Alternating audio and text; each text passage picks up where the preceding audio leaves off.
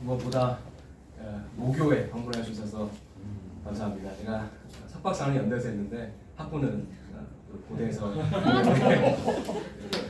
정치교육과 다니면서 의대는 처음 와봤습니다. 네, 귀한 기회를 주셔서 감사합니다.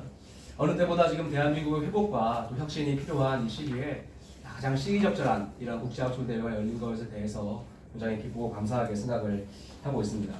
이 학술회의에서 나온 여러 석학분들의 이런 다양한 귀중한 이러한 의견들이 그냥 여기서 끝나는 것이 아니라 사회의 하나의 담론으로 형성되고 그 담론이 우리 국민들에게 퍼져서 진짜 대한민국의 혁신과 회복으로 열려뵙게 되기를 소망합니다. 저는 조평재 박사님의 발표에 대한 토론을 준비했습니다. 제가 생각하는 이 연구의 의의와 그리고 한 가지 드릴 수 있는 어떤 제언 간략하게 말씀드리고자 합니다.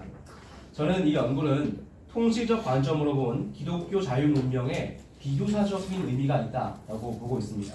이 연구의 백미는 동서고금을 관통하는 기독교 자유문명의 비교에 있습니다.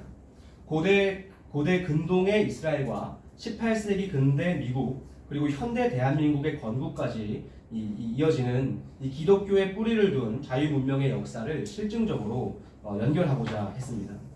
필자는 자유문명의 원형을 고대 이스라엘에서 찾았고 근대 미국이 그 건국 과정에서 계승했으며 현대 대한민국은 자유문명의 줄기에 편입되었다고 봅니다. 어쩌면 이 필자는 자유문명에 엄청난 힘을 주고 있는 것 같아요.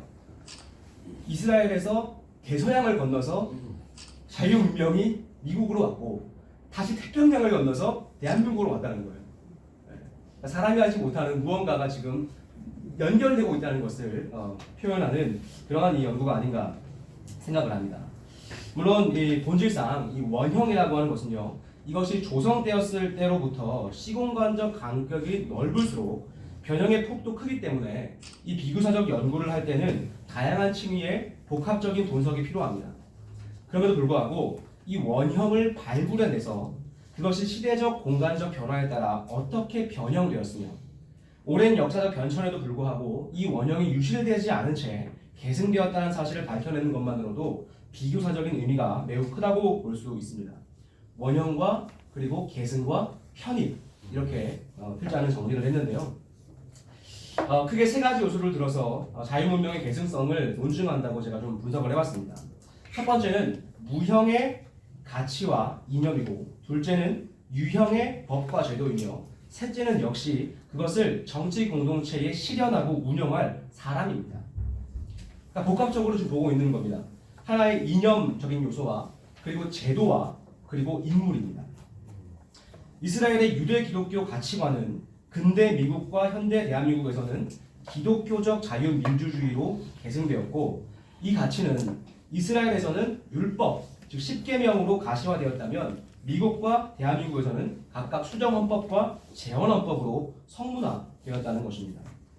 그리고 각각의 정치 공동체의 중심에는 이스라엘의 민족의 지도자 모세, 그리고 미국 건국의 주역들인 Founding Fathers, 그리고 대한민국의 이승만 대통령 같은 이 대표적인 기독교 정치 지도자들이 있었음을 밝힙니다. 이와 같은 이 통시적 관점을 통해서 정신과 법과 인물을 연결한 시도는 기독교 자유문명의 비교사적 의미를 지닌다고 봅니다.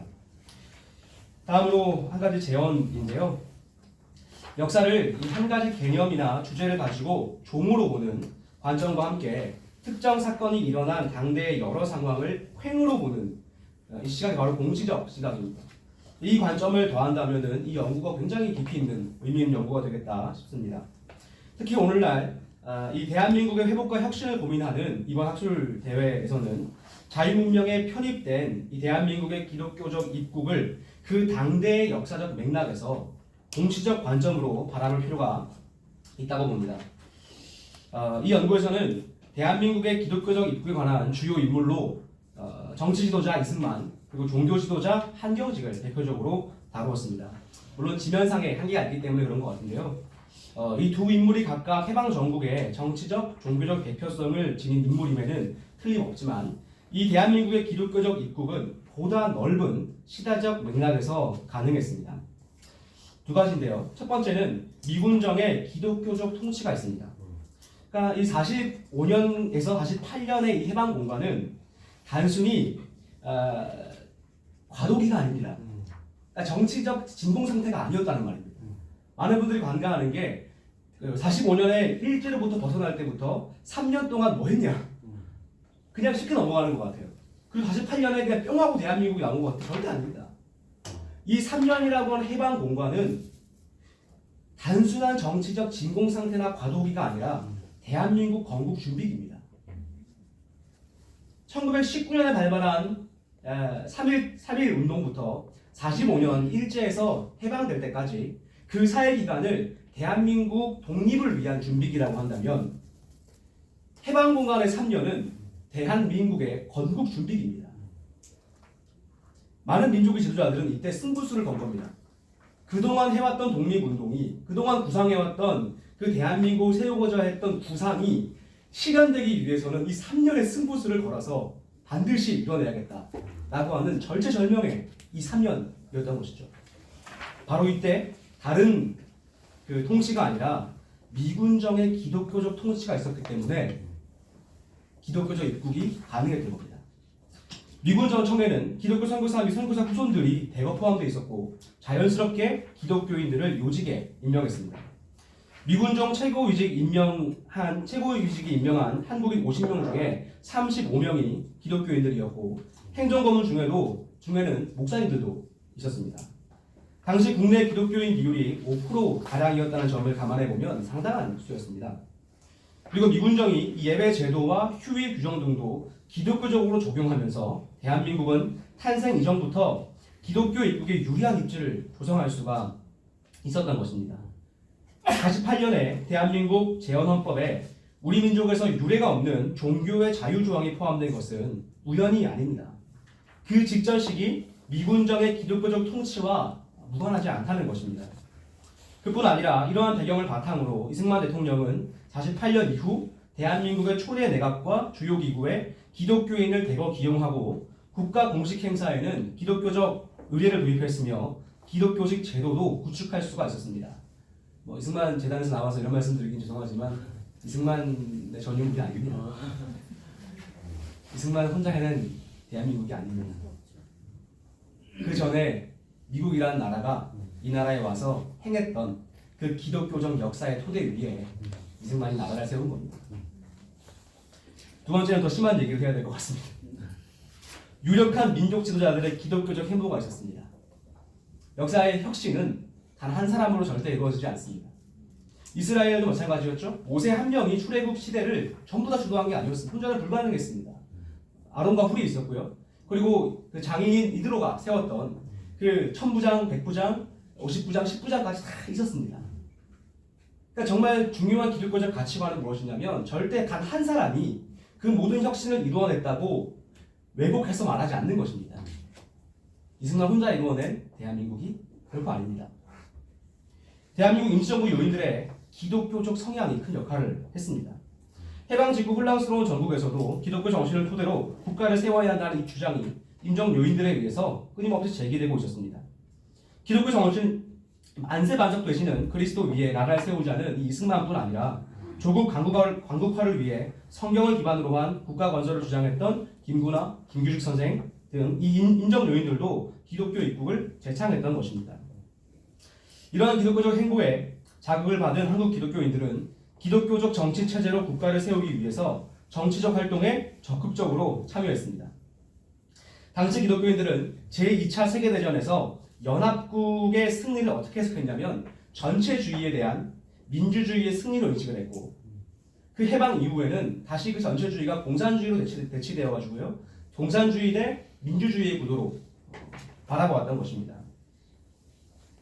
1947년 함태영을 위원장으로 하여 결성된 이 그리스도교 연맹이라고 하는 곳은 기독교 정신에 입각한 민주주의 실현을 강령으로 삼아서 기독교 민주주의 입국 운동을 펼쳤습니다. 필자가 아주 정확하게 지적해 주신 이 정교 분리교 원칙 이거에 대한 이해를 이 당시에도 고민을 했었습니다. 그래서 이 기독교인들이 사실 지금 이 시대 기독교인들보다 더 잘 해석했던 것 같아요. 이분들이 어떻게 해석을 했냐? 기독교인들의 정치 분리론은 구시대적인 유물이고 이렇게 비판을 하면서 하나님의 뜻을 조국에 실현하기 위해 기독교인들이 적극적으로 정치에 참여해서 목적이 있습니다. 민족의 복음화에 앞장설 것을 촉구하였다. 분명한 목적이 있었어요. 그리고 이 당시에도 이런 비난이 있었는데 이승만은 독재자가 아니냐, 어떻게 기독교인들 독재자를 지지하냐 라고 하는 비난이 그때도 있었습니다. 근데 어떻게 하냐면 기독 공보가 이와 같이 대답을 해요. 우리 대통령은 독재자가 아니요 신앙인이다. 매일 아침 5시에 예배를 드리고 감옥 전도제, 종군 목사제, 국기 주목례를 제정하여 전도의 길을 열어준 신앙인이다. 우리 대통령은 한 가지 일에만 독재자다. 공산당 토벌에는 독재자다. 그러니까 이들이 어떻게 인식을 했냐면 제도를 개선해서 민족 복음화에 기여를 하는가를 중심으로 정치에 참여를 결정했다는 거예요. 이것이 그 당시 기독 신앙인들의 기준이었습니다. 정치와 종교를 분리하지 않았고요. 철저하게 연결했으며 단 기독교 국가화를 추구하지는 않았습니다. 이게 굉장히 중요한 부분입니다.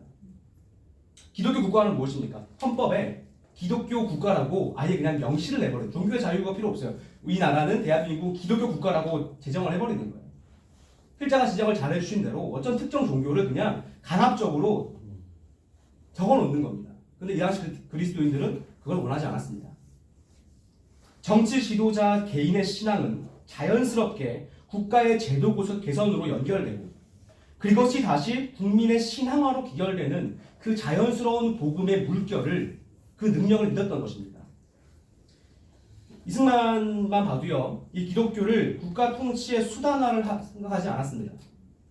뭐 일례로 6.25 전쟁이 났을 때 한 기독교 대표자가 왔습니다. 와서 물어봤어요. 그러니까 이런 의견을 제시했습니다. 기독교인이니까 대통령님 각하 지금 나라가 위기 상태니까 국가 전체 금식을 선포합시다. 그리고 이승만 어떻게 했을까요? 아유 잘됐다. 그치? 다 같이 금식하며 기도해야 우리가 하나님 도와주시 이기지. 절대 그러지 않았습니다. 다 자네는 기독교의 참 정신을 모르는구만. 기독교는 강함으로 이루어지지 않아. 자유야. 그리고 그 자유 안에서 자원하는 심령으로 기도하고 함께 나아갈 때 하나님이 이 나라를 살려주실 것입니다. 하면서 강압적으로 금식을 선포하지 않았어요. 그 당시에 금식 주간이 막 2주 동안 선포돼가지고 만약에 국민들이 아무것도 못 먹었다면 어떤 일이 벌어졌겠습니까? 먹을 수 있는 대로 먹고 힘있게 기도하여 자원하는 심령으로 나라를 위해 부르짖어라. 그러면 이 나라를 살려주실 것이다 하나님. 이런 신앙을 가졌던 것입니다. 해방공간 그 한국 기독교인들은 공산주의에 맞서서 자유민주주의 국가를 건설하는 것이 하나님이 부여한 시대적 소명이라고 보았습니다. 마찬가지로 대한민국의 탄생 초기 한국 기독교인들도 기독교 정신에 입각한 자유민주주의 대한민국을 수호하고 계승하는 것 자체를 그 자신들의 시대적 소명으로 받아들였습니다. 그렇다면 과연 오늘날 한국 기독교인들의 시대적 소명은 무엇인지 우리는 이 역사를 돌아보면서 진중하게 고민해 보았으면 좋겠습니다. 저도 조평사 목사님께 참 궁금한 게 이 연구의 끝이 어디로 갈까? 되게 실증적인 분이시거든요. 그냥 연구로 끝나는 것이 아니라 진짜 사회에 무언가를 실현하고 싶으신 그 비전이 저는 조평사 목사님에게 보이는데 과연 이 결론은 어떻게 나올까? 이 시대에 우리의 소명을 뭐라고 제시해 줄 수 있을까라는 것이 참 기대가 됩니다. 감사합니다.